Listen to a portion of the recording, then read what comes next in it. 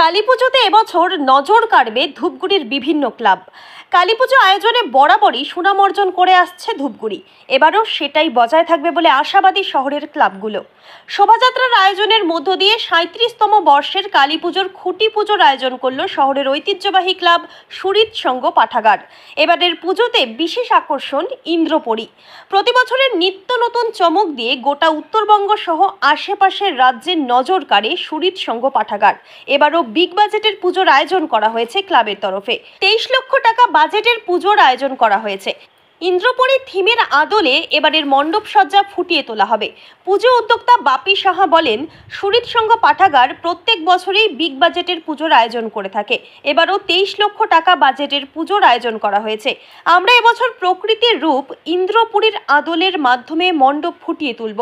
প্রতি বছরেই যেভাবে উত্তরবঙ্গ সহ আশেপাশের মানুষ আমাদের পাশে থাকে, এবারও তার ব্যতিক্রম হবে না। এবছরও আমাদের মণ্ডপে উপচে পড়বে দর্শনার্থীদের ভিড়। সকলকে শুভ শারদীয়ার আন্তরিক প্রীতি ও শুভেচ্ছা জানাই সুরিত সংঘ পাঠাগারের পক্ষ থেকে।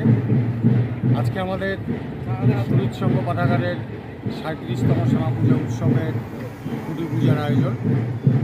এবছরও আমরা সুরিত সংঘ পাঠাগারের সূর্যবৃন্দ ধূপগুড়ি তথা উত্তরবঙ্গবাসীর জন্য একটি নতুন চমক আনতে চলেছি। আমরা আশা রাখি সুরিত সংঘ পাঠাগারের পক্ষ থেকে আপনারা আমাদের পুজো মণ্ডপে আসবেন এবং আনন্দ উপভোগ করবেন। এবছরের বিশেষ আকর্ষণ ইন্দ্রপুরী। আমাদের প্রকৃতির যে সমস্ত জিনিস আছে সেগুলো দিয়ে আমাদের পুজো মণ্ডপ তৈরি হবে। আপনারা আমাদের পুজো মণ্ডপে আসবেন, আসার পর আপনারা সমস্তটা দেখতে পারবেন।